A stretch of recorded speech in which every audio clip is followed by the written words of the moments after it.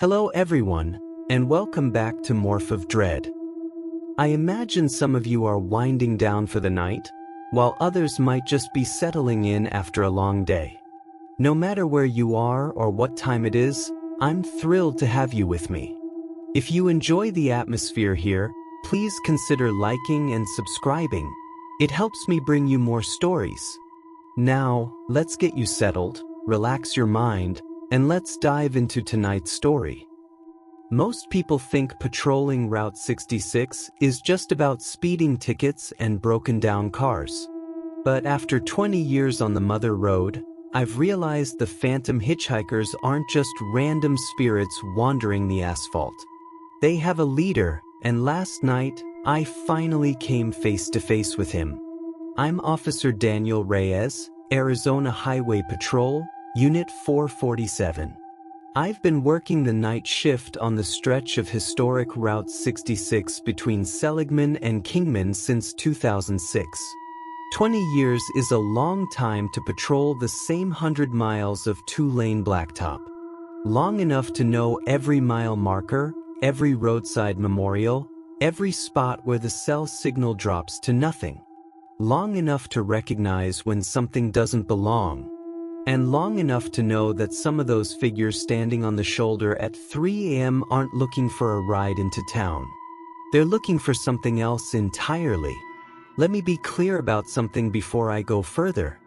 I'm not the kind of cop who believes in ghosts. Or at least, I wasn't. I trusted my patrol vehicle's spotlight, my radio, and the weight of my service weapon on my hip. I'd seen plenty of strange things on the night shift. Drunk drivers convinced they were being followed, tourists hallucinating from dehydration, kids on drugs seeing things that weren't there. I had rational explanations for everything. But there's one stretch of Route 66, between mile markers 87 and 94, where my rational explanations stopped working about 5 years ago. And last night, on May 17, 2026, I learned exactly why. The Mother Road isn't what it used to be. Most of the original route has been bypassed by Interstate 40, turned into a nostalgic tourist attraction with kitschy diners and souvenir shops selling "Get Your Kicks" t-shirts. But the section I patrol is different. It's the forgotten part, the stretch that's too remote for tourists and too deteriorated for commercial trucks. Just empty desert, scattered Joshua trees, and long straight miles where you can see headlights coming from 10 minutes away. At 3 a.m., you can drive the entire 100-mile stretch and not pass another vehicle. The silence out there is total, no traffic noise, no distant train whistles, nothing but the wind moving across open desert and the occasional yip of coyotes in the hills. It's the kind of isolation that makes people uncomfortable, the kind that makes your mind play tricks after too many hours behind the wheel. I've always been comfortable with it. I preferred it, actually. No traffic means no accidents, no road rage, no high-speed pursuits.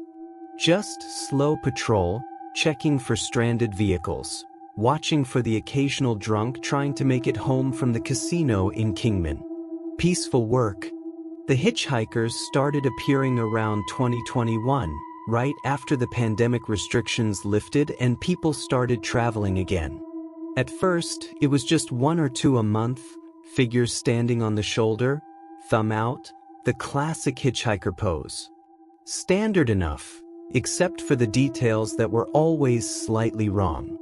They never had luggage. Not a backpack, not a duffel bag, nothing. Just people in clothing that looked faintly outdated standing in the middle of nowhere at impossible hours. They never moved when you approached. Most hitchhikers will step forward when they see patrol lights, eager or defensive. These figures stayed absolutely still, even as my spotlight swept over them. And they were always in the same locations. Mile marker 89. Mile marker 91. Mile marker 93. Like they were assigned positions. The first year, I'd stop and check. Protocol. You see someone on the side of the road, you stop and ask if they need assistance. Every single time, by the time I'd turned the patrol vehicle around and pulled onto the shoulder, they were gone. Not walking away, not hiding behind rocks, just gone. Vanished into an empty desert where you can see for miles in every direction. I started logging them as possible transients, no contact made. My supervisors stopped questioning it after the 6th report. Everyone who patrols this stretch long enough sees them. We just don't talk about it. But over the past 5 years, the pattern changed. It started with clusters. Instead of one figure at mile marker 89, there'd be 3. 5 at mile marker 91. 7 at 93. All standing in that same motionless pose, all facing the same direction, northwest, toward the dark outline of the Hualapai Mountains. Then came the simultaneity. On a single patrol pass, I'd see figures at every odd-numbered mile marker between 87 and 94, all appearing within the same 15-minute window, all positioned as if they were waiting for something. I'm trained to notice patterns. It's fundamental to patrol work, recognizing when random events start forming a structure, when chaos begins to organize itself into something purposeful. And what I was seeing wasn't random anymore. The hitchhikers were coordinating. I started keeping a separate log, unofficial, in a notebook I kept in my patrol bag. Dates, times, number of figures, exact locations, weather conditions, moon phase. Anything that might explain the pattern. May 3, 2026, 11 figures across 7 mile markers. New moon. Temperature 68 degrees Fahrenheit. No wind. All facing 315 degrees northwest. May 8th, 15 figures. Waxing crescent. Temperature 71 degrees Fahrenheit. Light wind from the east. Same orientation. May 12th, 23 figures. First quarter moon. Temperature 69 degrees Fahrenheit. No wind. Same orientation. One figure different from the others, taller, standing at mile marker 90, the only even number. Wearing what looked like a uniform coat. Did not vanish when I turned around. Was gone only after I'd stopped and stepped out of the vehicle. That was the first time I saw him. The one who was different. The one I would later understand was their leader. I didn't realize the significance that night. I thought he was just another phantom, maybe older, maybe from a different era. The coat looked military, or possibly a conductor's uniform from the old railroad days. Dark fabric, brass buttons catching my spotlight in a way that seemed too bright, too reflective. But he was watching me. The others stared northwest, fixed and distant. He was looking directly at my patrol vehicle, tracking my movement as I slowed and pulled onto the shoulder.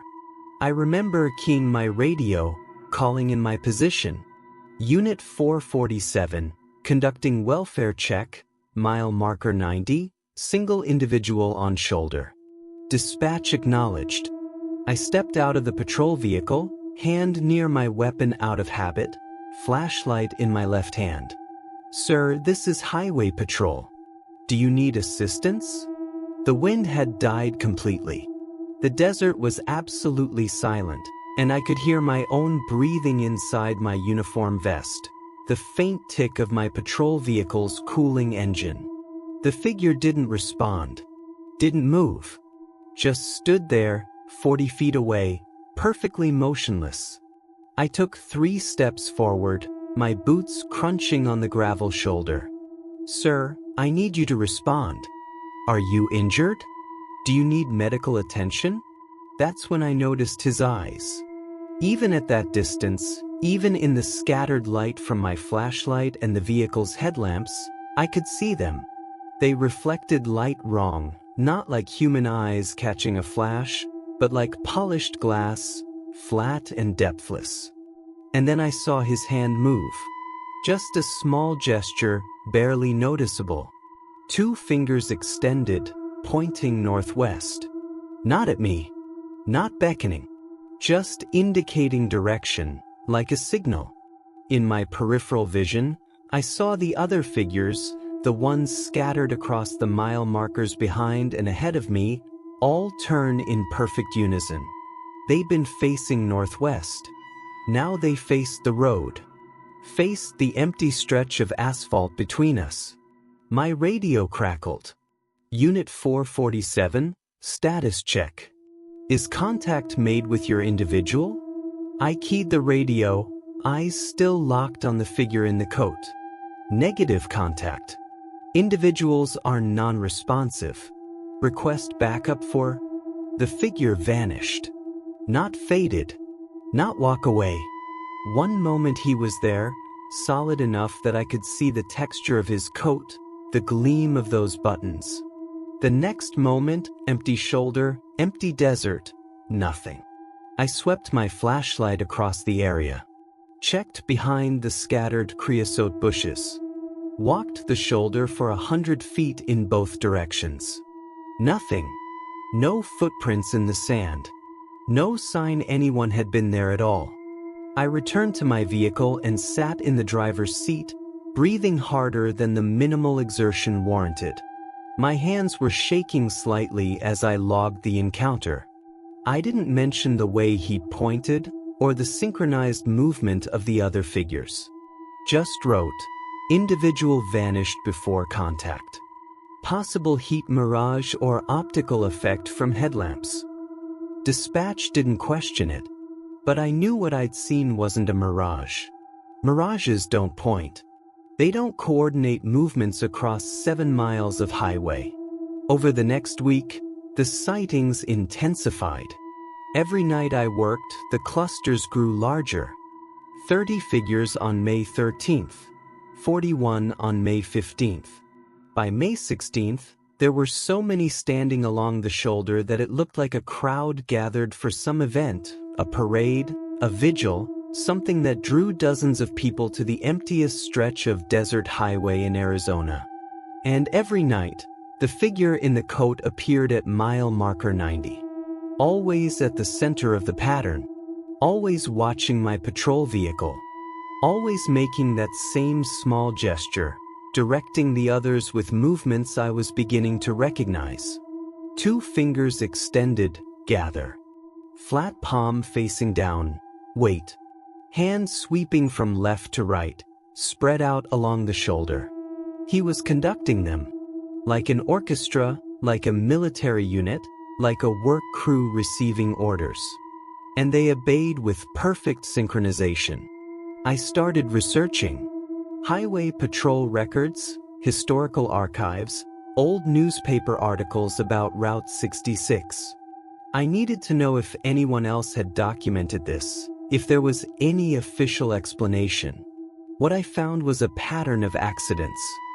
Specifically, a pattern of fatal single-vehicle accidents occurring on this exact stretch of road, clustered around the odd-numbered mile markers, always between the hours of 2 a.m. and 4 a.m. The earliest incident I found was from 1952. Vehicle left roadway at high speed, mile marker 89, driver deceased at scene, no apparent cause for loss of control. 1967, single vehicle rollover, mile marker 93, driver and passenger both killed. Witness reports vehicle swerved suddenly as if avoiding pedestrians, no pedestrian located.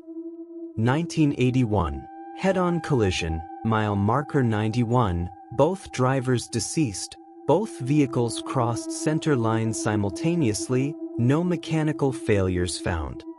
The reports continued through the decades. Clusters of accidents, always at odd-numbered markers, always in the early morning hours, always with the same strange detail.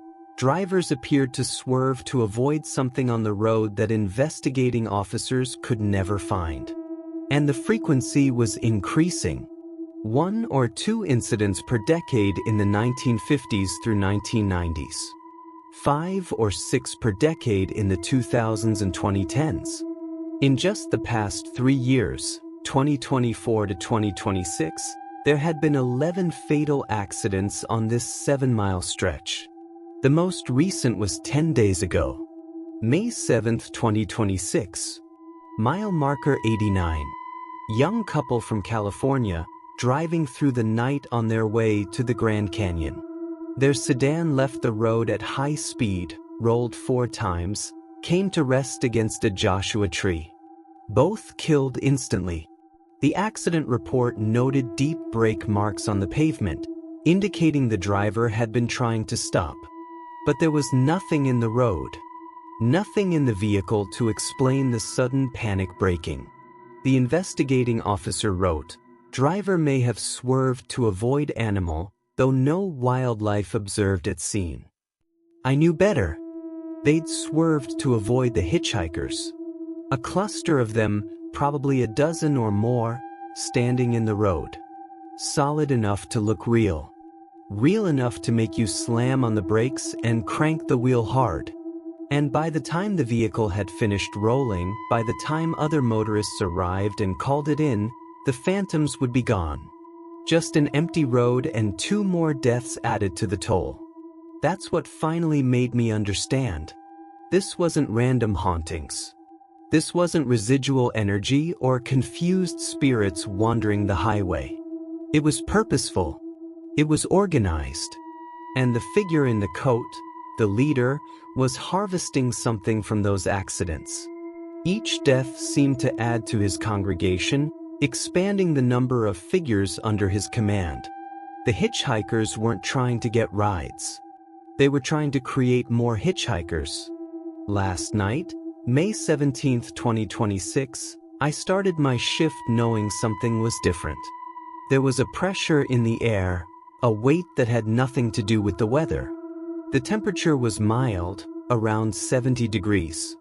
The sky was clear, waning gibbous moon providing enough ambient light to see the desert landscape without headlights. Perfect visibility. I began my patrol at the usual time, 11 p.m., starting from the west end of my assigned sector and working east. The first 2 hours were quiet. Normal. A few passenger vehicles headed toward Kingman, one semi-hauling freight to Flagstaff, nothing requiring intervention. At 1:47 a.m., I passed mile marker 87.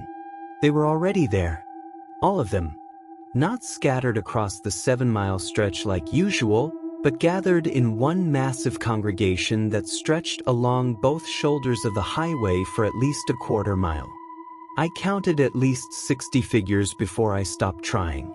They stood in organized rows, 3 deep on each side of the road, creating a corridor of motionless bodies dressed in clothing from different eras.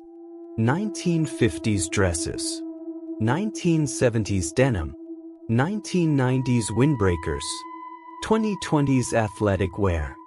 All of them facing the center of the road. All of them are absolutely still. And at mile marker 90, standing directly on the center line, was the leader. I slowed my patrol vehicle to 15 miles per hour, my hand already reaching for the radio. But before I could key it, the radio crackled to life on its own. The voice that came through wasn't dispatched. It was wrong, layered, like multiple voices speaking in unison, male and female and neither, all saying the same words with perfect synchronization. Unit 447. You have observed for long enough. It is time to understand. I hit the brakes. The patrol vehicle stopped 70 feet from where the leader stood in my headlights. I could see him clearly now in a way I never had before. He was tall, at least 6.5 feet. The coat was definitely a uniform, dark navy wool with brass buttons and epaulets, but I couldn't identify which service or era. His face was sharp-featured, angular, with those same reflective glass eyes that caught my headlights and threw them back in twin points of cold light. He raised his right hand. The gesture was formal, precise. A salute, or a benediction, or a command. The figures on both shoulders took one step forward in perfect unison. 60 sets of feet hitting asphalt simultaneously, creating a sound like a single massive footfall. I felt the patrol vehicle shake slightly from the vibration. My training said to call this in. My instincts said to reverse and get clear of this situation immediately. But I found myself putting the vehicle in park instead, my hand moving to the door handle. I knew I shouldn't get out. Every protocol I'd learned in 20 years of patrol work said to stay in the vehicle, maintain the barrier, and call for backup. But there was something in that radio voice, in the leader's posture, that communicated this wasn't a threat. It was an invitation. I stepped out of the patrol vehicle, leaving the door open, the engine running. The headlights illuminated the leader and about 20 feet of empty road on either side of him. Beyond that, the congregation faded into shadow. The air temperature had dropped at least 15 degrees. I could see my breath misting in the headlight beams. The wind had died completely, no movement, no sound except the idle of my vehicle's engine and the faint mechanical tick of the cooling manifold. I walked forward slowly, my hand near my weapon but not touching it. 20 feet from the leader, I stopped. Up close, I could see more details. The buttons on his coat weren't brass, they were bone, carved with symbols I didn't recognize. His boots were leather, cracked and ancient, leaving no prints on the asphalt despite his apparent solidity. And his face, which had looked angular from a distance, was wrong in subtle ways. The proportions were almost human, but the geometry was just slightly off, like a sculpture made by someone who'd only heard humans described but never seen one. His mouth didn't move when he spoke, but I heard the voice clearly, no longer filtered through radio static. "You are the witness," he said. 20 years of observation. You have earned understanding. I found my own voice, surprisingly steady. "What are you?" The leader tilted his head, the movement too smooth, too controlled. "I am the conductor of the lost. These," he gestured to the assembled figures, "are those who died on this road without purpose, without direction. I give them purpose. I give them direction." I looked past him at the congregation. They were still motionless, still staring, and now that I was closer I could see their faces. Some were fresh, their features clear and recognizable. Others were degraded, eroded, like photographs left in the sun for decades. The young couple from the May 7th accident were in the front row. Their faces were pale, their eyes empty, but I recognized them from the photos in the incident report. "You caused those accidents," I said. "You're killing people."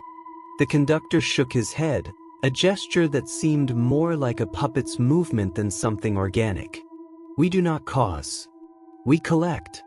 Death happens on this road regardless of our presence. We simply ensure that death serves a purpose." "What purpose?"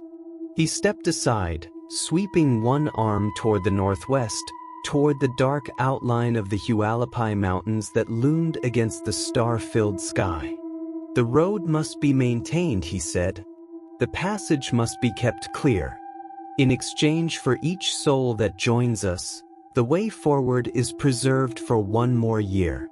I didn't understand what he meant by "the way," but before I could ask, he gestured to the congregation. They responded immediately, turning in unison to face northwest, then beginning to walk. Not shambling, not stumbling, walking with perfect coordinated rhythm, like soldiers on a march. They left the shoulder and moved onto the asphalt, crossing the road in organized columns. They passed within feet of me, close enough that I should have felt displaced air, body heat, something. But there was nothing. They moved in complete silence, their feet making no sound on the pavement, their clothing not rustling in the still air. I watched them file past, counting without meaning to. 63 figures. 63 deaths collected over decades, all marching together toward the mountains. And at the front of the column, leading them into the desert darkness, was the conductor. He paused next to me, those glass eyes reflecting my face back at me in miniature. "You will see us again," he said. "When the next soul joins our purpose, you will be called to witness. That is your role now. The observer. The record keeper." Then he leaned closer, and I caught a smell like old paper and dust and something else, something that reminded me of the moment right before a thunderstorm, when the air goes electric and wrong. "Tell them," he whispered. "Tell them not to stop for us. Tell them not to swerve. Tell them that mercy on this road leads only to recruitment." Before I could respond, he straightened and walked away, joining the column that was already disappearing into the desert, fading like fog in sunlight until there was nothing but empty landscape and the distant silhouettes of mountains. I stood there in the middle of Route 66, my patrol vehicle still idling behind me, and watched them vanish. It took me 15 minutes to get back in the vehicle. My hands were shaking badly enough that I had trouble gripping the radio. When I finally keyed it, my voice came out rough. "Unit 447 to dispatch. I need to file an incident report. Multiple individuals observed on Route 66 between markers 87 and 94. Suspects dispersed into the desert on foot. No contact made." Dispatch responded with routine acknowledgement. They didn't ask questions. They never do this stretch of road. I finished my shift, drove the remaining patrols mechanically, seeing nothing else unusual. At 7 a.m., I clocked out, went home, and sat in my living room with a cup of coffee that went cold while I stared at nothing. I've spent the last 24 hours trying to decide what to do with what I know. The official channels won't work. I can't file a report about a supernatural entity collecting souls on Route 66. I'd be flagged for psychiatric evaluation and removed from duty. The highway patrol deals in observable, measurable phenomena, speed, impact force, blood alcohol content. Not spectral conductors and organized hauntings. But I can't do anything. The pattern is clear. Every accident that occurs in the conductor's territory feeds his congregation. Every death gives him more soldiers for whatever purpose he's maintaining.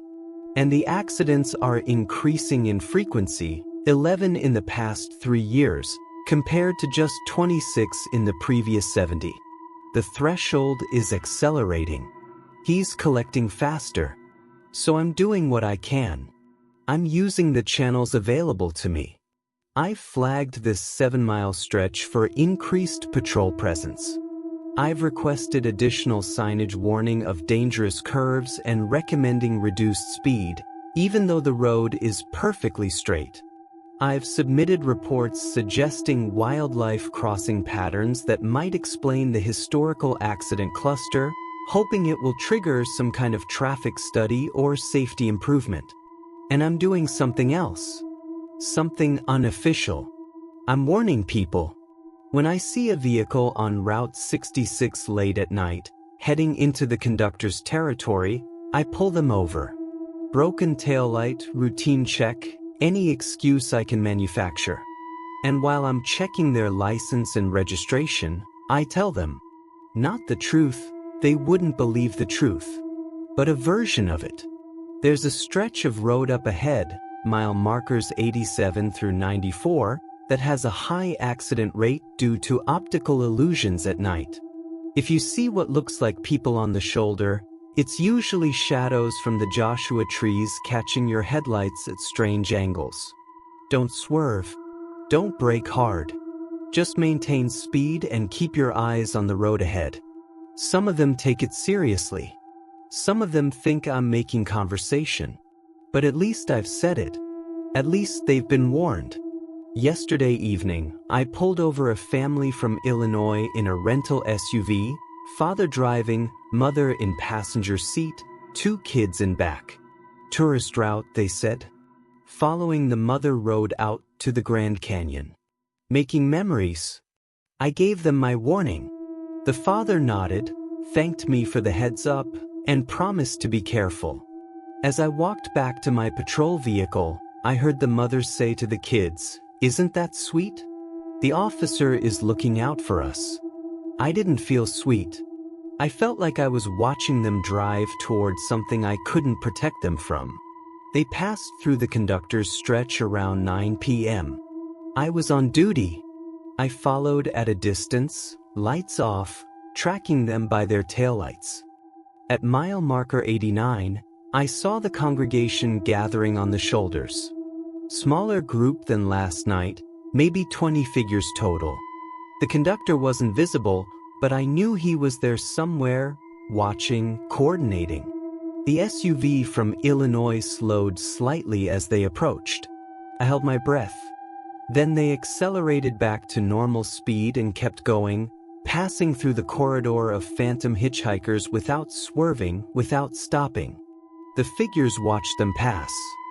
Then, as if receiving an unheard command, they faded back into the desert. No accident. No recruitment. No souls collected. This morning, I added a note to my unofficial log, May 18, 2026. Warning successful. 0 incidents. Congregation present but non-aggressive. Conductor not observed. I don't know how long I can keep this up. I don't know if warnings are enough. But it's what I can do with the authority I have and the knowledge I carry. Tonight I'll be back on patrol. Tonight I'll be watching the mile markers, counting the figures, noting the patterns. And if I see that family from Illinois or anyone else heading into the conductor's territory after midnight, I'll pull them over again. Give them the warning again. Because the conductor told me my role: observer, record keeper, witness. But he was wrong about one thing. I'm not just a witness. I'm a highway patrolman. My job is to keep people safe on this road. And that includes keeping them safe from things that don't officially exist. If you're planning to drive Route 66 through Arizona, especially the stretch between Seligman and Kingman, let me give you some advice. Professional advice from someone who's patrolled this road for 2 decades.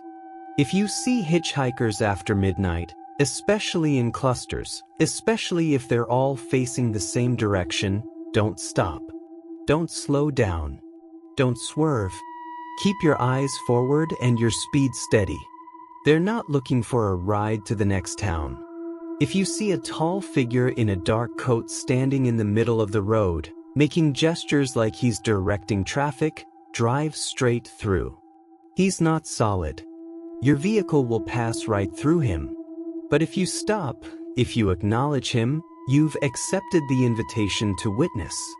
And witnesses have a way of becoming participants. And if you're driving through and you see a highway patrol vehicle following you at a distance with its lights off, don't be alarmed. That's probably me. I'm just making sure you get through safely. Making sure you don't add to the congregation. The Mother Road has been here since 1926. It's seen 100 years of travelers, millions of journeys, thousands of stories. Most of them end with people reaching their destinations safely, with nothing more dramatic than a flat tire or a speeding ticket. But some roads collect more than stories. Some roads collect souls. And some stretches of highway have things living on them, or something close to living, that serve purposes we don't fully understand. Route 66 between mile markers 87 and 94 is one of those stretches. The conductor is one of those things. And I'm one of the people who knows, who's seen, who carries the weight of that knowledge every time I clock in for my shift. Last night, just before dawn, I was sitting in my patrol vehicle at mile marker 90, writing up my shift report. The congregation had appeared and dispersed twice during the night. No incidents. No accidents. No new recruits. As the sun started to break over the eastern desert, turning the sky from black to deep blue to orange, I caught movement in my rearview mirror. The conductor was standing behind my vehicle, 50 feet back, perfectly centered in the road. We made eye contact through the mirror, my eyes, human and exhausted, meeting his eyes, flat glass reflecting the dawn. He raised 2 fingers in that familiar gesture. Not directing me, just acknowledging. Conductor to witness. One professional to another. Then the sun crested the horizon, and he was gone. I finished my report, clocked out, drove home. Tomorrow night, I'll be back on patrol. And the night after that. And the night after that. Because someone has to watch the watchers. Someone has to warn the travelers. Someone has to keep count. The conductor collects souls for his purpose. I collect information for myself. And as long as I'm patrolling the stretch of the Mother Road, those 2 purposes are going to stay in opposition. I can't stop him. I can't arrest him. I can't even prove he exists. But I can do one thing he doesn't expect. I can reduce his harvest. One warned driver at a time. One vehicle that passes safely through his corridor. One family makes it to the Grand Canyon with nothing more than a strange story about a concerned highway patrolman who told them to watch out for optical illusions. It's not much, but it's what I have. And tonight, when I drive past mile marker 90 at 3 a.m., when I see that familiar congregation gathering on the shoulders, I'll know something they don't. I'm not afraid of ghosts anymore. I'm not afraid of the conductor or his purpose or his collected souls. Because after 20 years on this road, I've learned something important. The Mother Road takes care of those who take care of her. And I'm one of hers now, as much as the conductor is. The difference is, I'm still breathing. And as long as I am, I'm going to make sure his quota stays unfilled. The sun's going down now. In 4 hours, I'll clock in for another shift. In 6 hours, I'll be driving through the conductor's territory again, watching for his congregation, counting his numbers. And if you're reading this because you're planning a trip on Route 66, or because you've already seen something strange on that stretch between Seligman and Kingman, or because you're trying to find an explanation for why you saw a highway patrol vehicle following you with its lights off at 2 a.m., now you know. The phantom hitchhikers aren't random. They have a leader, and they're working to a purpose that requires regular collection. But they can only collect what we give them. And if we give them nothing, if we drive straight, keep our speed, trust our eyes instead of our fear, they go hungry. That's the real toll on Route 66. Not the price of passage. The price of stopping. So don't stop. Don't slow down. Don't look too long at the figures on the shoulder. And if you see them anyway, if you can't help but notice the way they're all facing the same direction, all waiting for the same signal, remember what I told you. What I'll tell every driver I can pull over, every traveler I can warn, every soul I can keep from joining that midnight congregation. The Mother Road is beautiful, historic, full of stories and memories and 100 years of American journey. But between mile markers 87 and 94, between the hours of 2 and 4 a.m., it belongs to the conductor. And he's always recruiting. Drive safe out there. Keep your eyes forward. And if you see me in your rearview mirror, lights off, following at a distance, don't worry. I'm just doing my job, making sure you don't become part of his.